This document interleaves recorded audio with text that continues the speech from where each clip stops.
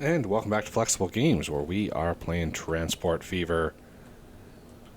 Well, I just got the warning that this train is out of date, and I think it's the cars, not the engine, that expired.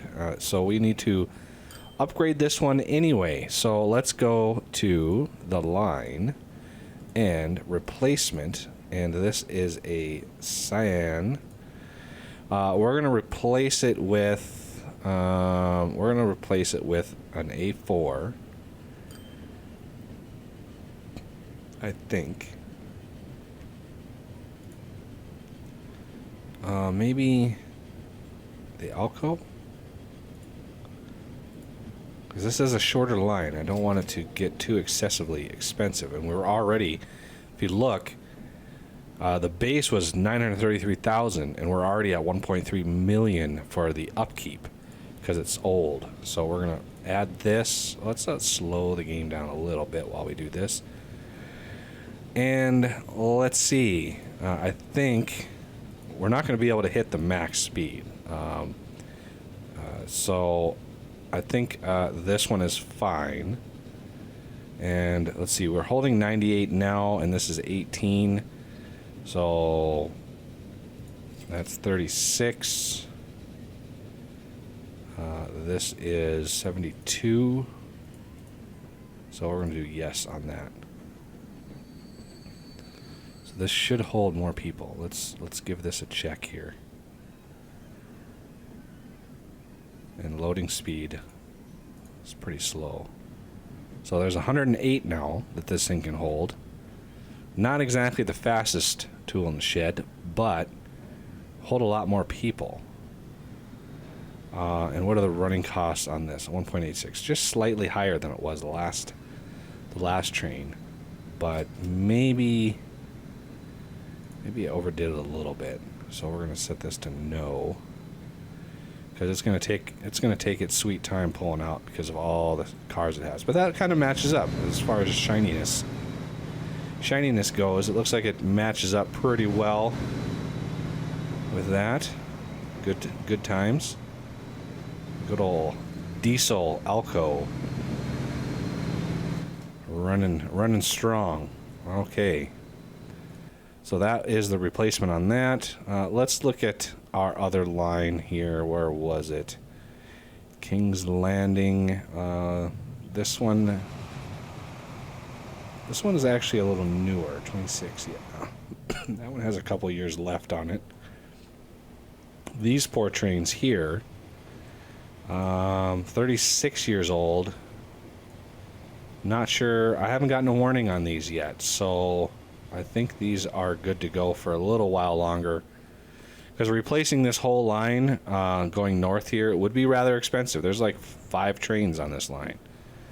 So we're talking several hundred million to replace all of these. And the finances are looking a little thin on this line, mainly due to the capacity. We have lots of people that want to move between these cities. We're not able to move them all, so that is a problem. How about the bus system in this city? We have a lot of people waiting here for buses. How many buses do we have on these lines? That is a commuter line. Look at that. There's actually people on the commuter line, and it's making money. So between these two cities, we've actually got a commuter bus system going in between these two, and that is actually being used. Maybe the heavy traffic and the wait times here are impacting that a little bit. Because these are really unoptimized intersections right here. So let's speed this back up to regular speed. Yeah, we are making money on this line. I was really surprising between two cities. All right. I kind of want to upgrade this to 4-lane, but that would really upset this little balance here. Although these cars going into this outside lane are rather annoying. Why do you do that? I think they all want to be in that outside lane for some reason. Okay, where were we? We are delivering food into Erie. Oh, there's another warning. Oh, that is a tram. So let's set new vehicle, and this is a yellow, and we've actually got the Mirage now, so we could haul 23 people. That is a awesome number, and we're double the cost. How are the finances on this line? Really razor thin profit margin here. So if we doubled the cost, I'm gonna go to this city here and see what our passenger situation looks like here. It looks like, I mean, we're moving some people. I don't think we need that top level one. So I don't think we need this one. I think this one is probably fine, the Toronto. So we're going to head okay on that and hopefully get these vehicles replaced here. Get these going as much as possible. If one is already replaced, that's good. And this here is going strong. 108, it's full. That's a good sign. And what do we get for a full train? 1 million. So this now is, yeah, look at that. We're making some good money on this line, just by not only moving more people, but maybe moving them a little bit faster. Not sure how much faster. It does take a while for this thing to hit its speed, just because of all the carriages we have on it. We do have one that crosses right here. Did I do that, or did the game do that? I think I did that. I could add a passenger line over here, but that would really upset my clockwise line that I've got going on here. I'm going to leave that alone for now. So it's hitting 60, and that's about 65, 66, and now it's going to start slowing down. Yeah. So 67. I mean, it can go 100. It can go like 93. Yeah. Hey, look at that. We got a new freighter plane. Let's see what the capacity is on that. I'm not sure if it's going to be good enough. So these are all replaced, so let's set that back to no. So let's see what the freighter, let's see what that holds. If it's more, it's good. If it's less, it's not. So we have two of these actually. Capacity is 21. Yeah, not really good. I did add a mod, but I don't think I added it to this save game yet. So maybe I'll do that before the next episode, because the loading times for this game are a little on the longer side now that we've got so many lines and stuff going. It takes a couple minutes for the map to load. It looks like we're finally starting to get some action on this side of the tracks on this one over here, which is nice. Oh, we have another road vehicle. All right, Winterfell passenger clockwise. Let's set a replacement on the fishbowl.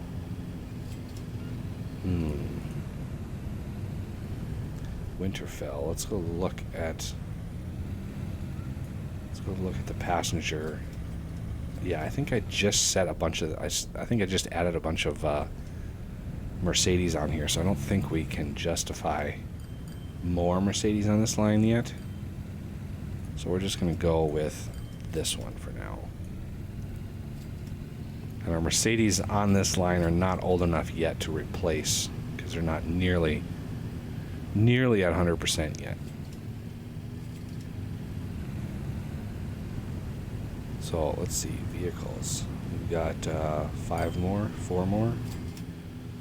Let's close this out so we get rid of the sound. And one more on that line, and then I'll switch her off. Boat-wise, we're doing pretty good. Boat-wise, this this depot down here is really popular. On all of this, we've got a little industrial creeping in here. Commercial is within walking distance, which is good. And it is upgrading, so that is a good sign.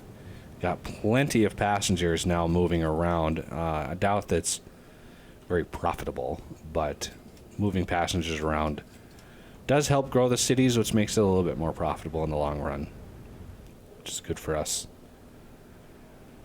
Not that we need it. We've got $1 billion. Not the fastest I've ever gotten to $1 billion, but I think with the focus of this game being different, we're doing just fine. So how is this line doing here? I could add another train. These cities have really filled out nicely. Look at that growth. We've almost tripled the size of Trosh. Pentos, yeah, we're doing pretty good. We're doubled it. Bravos, let's check this, and this one is struggling a little bit. I think we built this station a little too far out of town. If we would have built it like right in here, if I would have just demolished my way through and built it in here, we would have probably seen a lot more growth. But this way, it's sort of pulling, very gently pulling the city in this direction, which is good. All right, now we need to think about cargo and moving cargo around. Okay, this one's maxed out. Let's go back to no on that.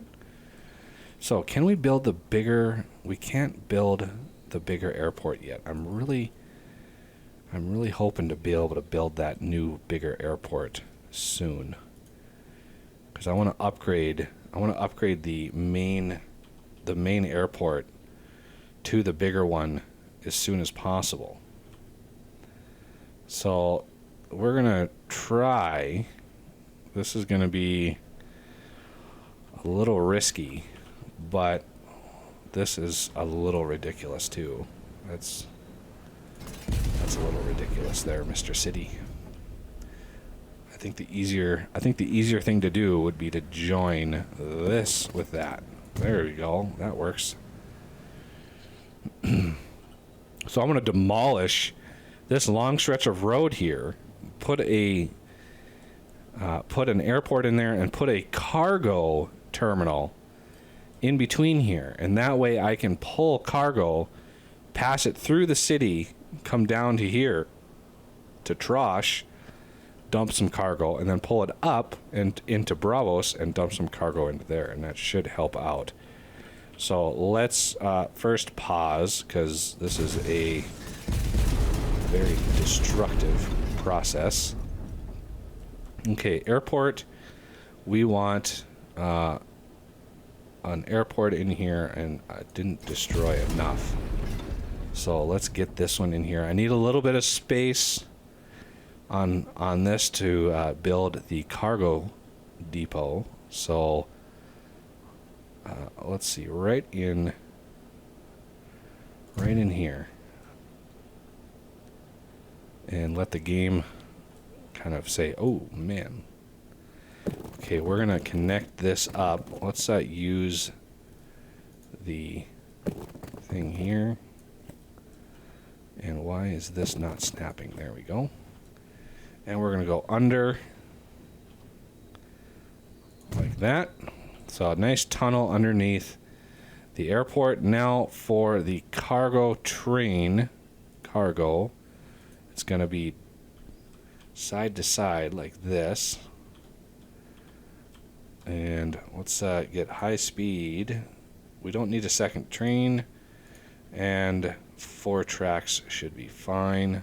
I should technically only need like 2, but I'm gonna do 4 just for safety, in case I want multiple trains running in between these two. So can I basically, I mean, that's connected into the airport just fine. I want to leave myself, I actually want a little bit of road first. Because I do want to deliver goods via a truck into Pentos. But the rest are going to be delivered via train. So I think that this is probably ideal right in here.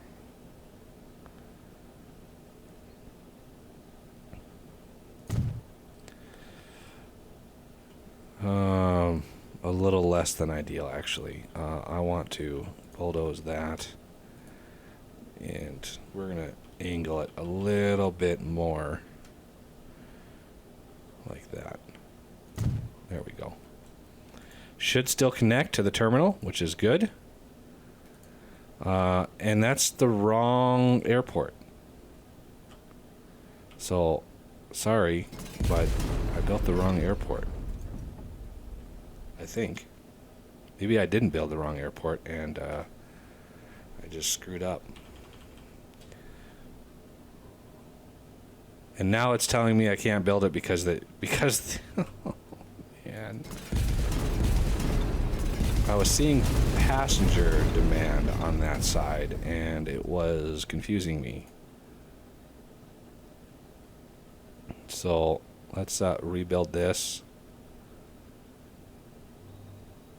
Like that.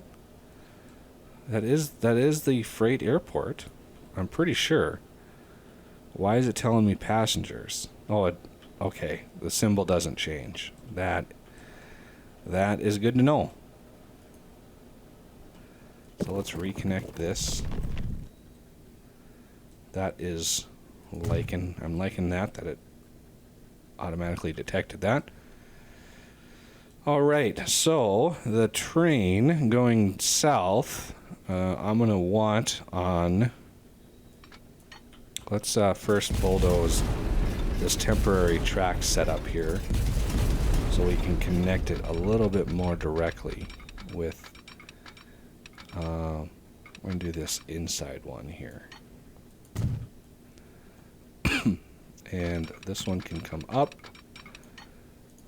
and meet up with that one, and then the other track is going to come out like this. I wanted to match up with this a little bit just because this track is already run for us. Okay, that's a little too far. Because we need to split it off, right? Oh. Come on, snap, there we go. Split it off like that, merge it in. And so that is the right side. Perfect. So this one comes up. So we'll use one train initially. And this track is just fine coming out right here. Because if we need to, we can split it and bring it down and double up down here. But the important thing is that we, make sure we have the space for that on either side. Because for the start, we're just going to run one train. Now the tough part is this squirrely road needs to be redone because we need another track around the outside of this. Kind of run it.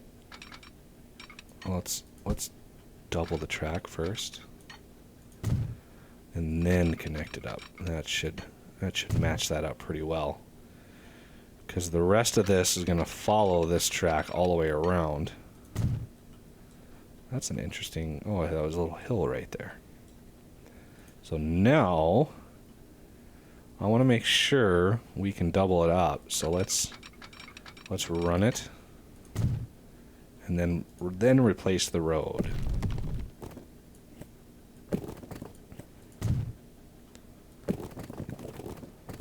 Right in there. Okay, now that is done, let's continue this on. make sure we don't need to replace any more road. And this should be able to match right into this one here.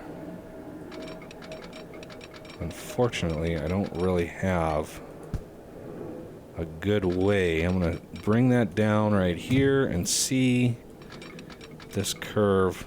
Okay, that works. It's kind of a little wonky on this side. I could have done that a little bit differently, but I'm going to keep it like we have it, because it will work the way it is.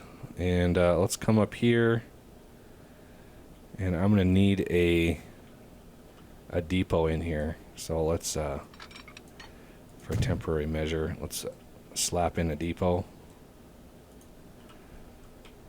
Oh, there we go. And I'm going to need a depot on this side of the track as well. So we're going to just kind of make room for one. Just like that. All right. Now for the lines. And we will do that next episode. So thank you for watching, and I'll see you next time.